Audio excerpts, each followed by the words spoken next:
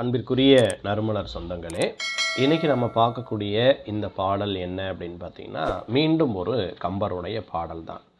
ஒரு தொழிலை மையமாக கொண்ட 2 பாடல்களை ஏற்கனவே நம்ம பார்த்துருக்குறோம். 2 வீடியோ போட்டிருக்கேன். இது வரைக்கும் நீங்கள் பார்க்கலன்னா அந்த வீடியோவையும் பாருங்கள்.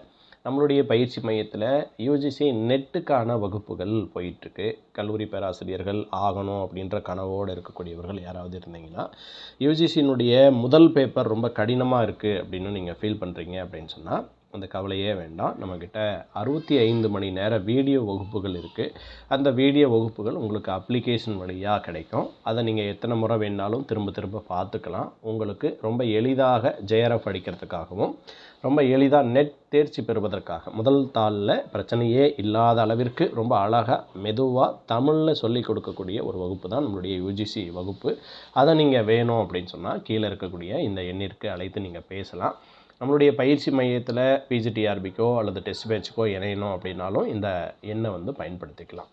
இன்றைக்கி நம்ம பார்க்கக்கூடிய பாடல்களில் கம்பரை பற்றிய மற்றும் ஒரு பாடல் தான் பார்க்க போகிறோம். இந்த பாடல் ரொம்ப சுவையான ஒரு பாடல். என்ன பாட்டு அப்படின்னு பார்த்தீங்கன்னா, கொற்கையான் மாறன் குலசேகர பெருமான் பொற்கையான் ஆனக்கதை போதாதோ நற்கமல மன்றலே வாரி மணிவாசலை அசைக்க தென்றலே ஏன் வந்தாய் செப்பு அப்படின்னு ஒரு பாடல் இருக்குது. இந்த பாடலை நீங்கள் கவனித்து பார்த்தீங்க அப்படின்னா ரொம்ப அழகான ஒரு பாடல். இந்த பாடல் இதுக்கு முன்னாடி ஒரு சூழலை சொன்னால் தான் இந்த பாடல் ரொம்ப எளிமையாக புரியும். கம்பர் இரவு வேளைகளில் தூங்குறதுக்கு முயற்சி பண்ணிகிட்ருக்காரு. ஆனால் தூக்கம் வரலை.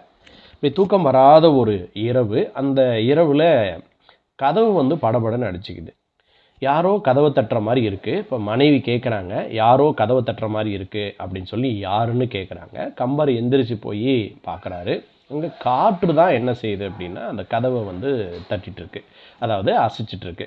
இந்த காற்று கதவை அசைத்ததை பார்த்த உடனேயே இவர் கம்பன் வீட்டு கட்டுத்தறியும் கவி பாடம்னு இல்லைங்களா, அதற்கே ஒரு பாடல் எழுதுகிறார். அந்த பாடல் தான் இந்த பாடல்.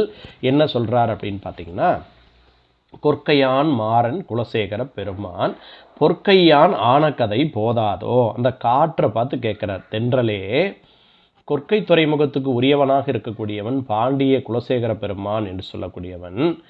அவன் ஒரு காலகட்டத்தில் இரவு நேரத்தில் போய் ஒரு வீட்டினுடைய கதவை தட்டிய தவறு காரணமாக பொற்கை ஆனான் என்பது ஒரு கதை இருக்கிறது. அந்த கதை உங்களுக்கு தெரியும் என்று நினைக்கிறேன். சிலப்பதிகாரத்திலே அந்த கதை வரும். என்ன அப்படின்னு பார்த்தீங்கன்னா, ஒரு பாடல், அதாவது ஒரு பாடல், ரொம்ப அழகான ஒரு பாடல். ஒரு வீட்டில் இவன் நகர்வரம் கொண்டிருக்கிற போது, அரசன் நகர்வரம் கொண்டிருக்கிற போது ஒரு வீட்டிலே ஒரு ஆண்மகன் ஒரு பெண்ணினுடைய குரல் கேட்கும். நகர்வலம் இருக்கிற போது போய் காது கொடுத்து கேட்போம், நம்ம மக்கள் நம்மை பற்றி எப்படி பேசுகிறார்கள் அப்படின்னு இவர் போய் காது கொடுத்து கேட்பார். அப்படி கேட்கும்போது உள்ளே இருக்கக்கூடிய தலைவன் சொல்லிகிட்டு இருப்பான், நாளை முதல் நான் வெளியூர் போக போகிறேன், நீ எப்படி இந்த வீட்டில் தனியாக இருக்க போகிற அப்படின்னு கேட்க போகிறேன். அப்படி கேட்டுட்ருக்கிற போது அதற்கு அந்த தலைவி சொல்கிறாங்க, நீங்கள் ஒன்றும் கவலைப்படாதீங்க. என்ன அப்படின்னாக்க, நம்மளுடைய நாட்டு அரசன் நமக்கு எல்லாம் வேலி மாதிரி இருக்கும்போது நீங்கள் ஏன் கவலைப்படுறீங்க அப்படின்னு சொல்கிறேன். அப்படின்னா ஒன்றும் பிரச்சனை இல்லை, நான் போயிட்டு வரேன் அப்படின்னு கிளம்பிடுறான். இதை கேட்ட உடனே மன்னனுக்கு ரொம்ப மகிழ்ச்சி ஆகிடுது. அங்கிருந்து கிளம்பி போயிடுறான். மறுநாள் மீண்டும் அந்த வழியாக அவன் என்ன செய்கிறான் அப்படின்னு சொன்னால் போயிட்டுருக்கிறான். அப்படி போயிட்டுருக்கிற போது அதே வீட்டில் மீண்டும் ஒரு ஆணினுடைய பேச்சுக்குரல் கேட்குது. இந்த ஆணினுடைய பேச்சுக்குரலை கேட்ட உடனே என்ன பண்ணுறாரு அப்படின்னா, யோசிக்காமல் போய் கதவு தட்டிடுறாரு. ஏன்னா நேற்று இரவு தான் அரசனை பற்றி அந்த அம்மா ரொம்ப பெரிய அளவுக்கு புகழ்ந்து பேசிச்சு, இன்றைக்கி யாரோ ஒரு கையவாளி வீட்டுக்குள்ளே நுழைஞ்சிட்டான் போல அப்படின்னு சொல்லிட்டு, ஏன்னா அந்த தலைவன் தான் ஊருக்கு போயிட்டானே அப்படின்னு நினச்சி அதை காப்பாற்றலாம் அப்படின்ற நோக்கத்தில் இவர் போய் என்ன பண்ணுவார்னா, யோசிக்காமல் கதவை தட்டிடுவார். அப்புறமா தெரியும் அது யாருன்னு பார்த்தீங்கன்னா, அது அந்த வீட்டு தலைவர். அப்போ அவர் ஊருக்கு போகலையா, வெளியூர் போகலையா அப்படின்னு சொல்லிட்டு, ஐயோ இது தவறாக ஆயிடுமே அப்படின்னு சொல்லிட்டு என்ன பண்ணுவார் அப்படின்னா, அந்த ஊரில் இருக்கக்கூடிய எல்லா வீட்டு கதவையும் தட்டிட்டு ஒரு அரண்மனைக்கு போயிடுவார். காலையில் எல்லாரும் ஒன்று சேர்ந்து அரசனிடம் முறையிடுவாங்க. முறையிடுகிற போது அவங்க கேட்பாங்க, என்ன கேட்பாங்க அப்படின்னு பார்த்தீங்கன்னா, இந்த மாதிரி ஒரு நாள் நேற்று இரவு எல்லோரும் யாரோ ஒரு கையவாளி எங்களுடைய கதவை எல்லாம் தட்டி இருக்கிறான், அவனுக்கு சரியான தண்டனை கொடுக்க வேண்டும் அப்படின்னு முறையிடுறாங்க. அதற்கு அந்த அரசன் சரி அவனுக்கு என்ன தண்டனை கொடுக்கலாம் அப்படின்னு கேட்பார். எந்த கையால் கதவை தட்டி எல்லோருடைய தூக்கத்தையும் கெடுத்தானோ அதே கையை வெட்டிடலாம் அப்படின்னு மக்கள் சொல்லுவாங்க. உடனே வந்து பக்கத்தில் இருக்கக்கூடிய ஏவலாளியை நோக்கி ஒரு கத்தியை எடுத்துகிட்டு வாங்க அப்படின்னு சொல்லிட்டு கத்தியை எடுத்துகிட்டு வந்த உடனே என்ன பண்ணுவார் அப்படின்னாக்க, இந்த குலசேகர பெருமான் என்ன செய்வார் அப்படின்னா தன்னுடைய கையையே வெட்டிக்குவார். உடனே மக்கள் எல்லாம் அதிர்ச்சியில் என்னாச்சின்னு கேட்டால் அப்புறமா தான் இவர் வந்து இந்த விஷயத்த சொல்லுவார். அடடா அப்படின்னு மக்கள் எல்லோரும் வந்து இறைவனை வேண்டுவாங்க. அதனால் இறைவனுடைய அருளால் வெட்டப்பட்ட அந்த கை வந்து பொன்னால் ஆன, அதாவது தங்க கை, பொற்கையாக ஆயினான் அப்படின்ற ஒரு கதை இருக்கிறது. இப்போ அந்த கையை தான் இப்போ வந்து இவர் குறிப்பிட்டு சொல்கிறார். பொற்கையான் மாறன் குலசேகர பெருமான் பொற்கையான் ஆன கதை போதாதோ. ஏற்கனவே ஒரு கதை இருக்கே, அந்த கதை போதாதா?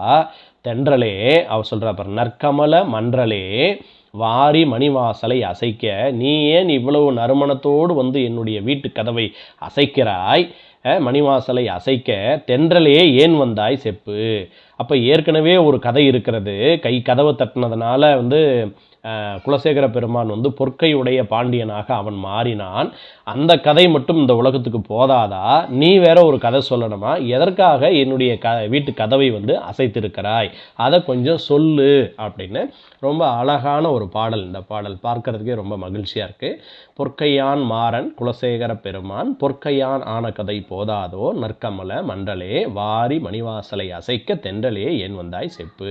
ரொம்ப அழகாக சொல்லியிருக்காங்க. இதிலிருந்து எந்த மாதிரியான ஒரு இது வரலாம் அப்படின்னு பார்த்தீங்கன்னா, ஒரு வித்தியாசமான ஒரு கேள்வி சொல்கிறேன் பாருங்களேன்.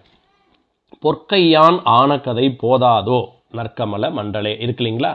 கொற்கையான் மாறன் குலசேகர பெருமான் அப்படின்னு ஒன்று இருக்கு இல்லைங்களா? இந்த குலசேகர பெருமான் அப்படின்ற மையமாக வச்சுக்கிட்டு பொற்கையான் ஆனக்கதை பற்றி பேசும் காப்பியம் எதுன்னு கேட்கலாம். பொற்கையான் ஆனக்கதை பற்றி பேசும் காப்பியம் எது அப்படின்னு சிலப்பதிகாரத்தை மையமாக வைத்துக்கொண்டு ஒரு கதை கேட்கலாம். சரிங்களா?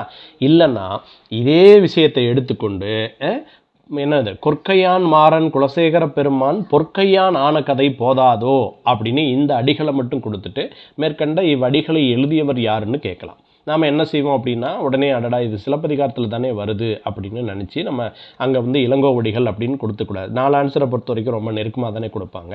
அதனால் அப்படி போட்டிருக்கக்கூடாது. அதனால் எப்போவுமே நீங்கள் பாடல் படிக்கிறோம், ரசனைக்காக படிக்கிறோம், இலக்கிய இன்பத்துக்காக படிக்கிறோம் அப்படின்றது வேறு, கேள்வி நோக்கில் பார்க்குறது அப்படின்றது வேறு. எதுவாக இருந்தாலும் நீங்கள் கேள்வி நோக்கில் பார்த்து பார்த்து படிங்க. அப்போ தான் உங்களுடைய அந்த கனவு அப்படின்னு சொல்லக்கூடியது அந்த ஜென்ரல் கேட்டகரியில் போய் நம்ம உட்காரணும் அப்படின்னு சொன்னால் மற்ற யாருக்கும் தெரியாத விஷயங்கள் நமக்கு தெரிய வேண்டும். எனவே இப்படி யோசித்து படிங்கள். அனைவருக்கும் வாழ்த்துக்கள்.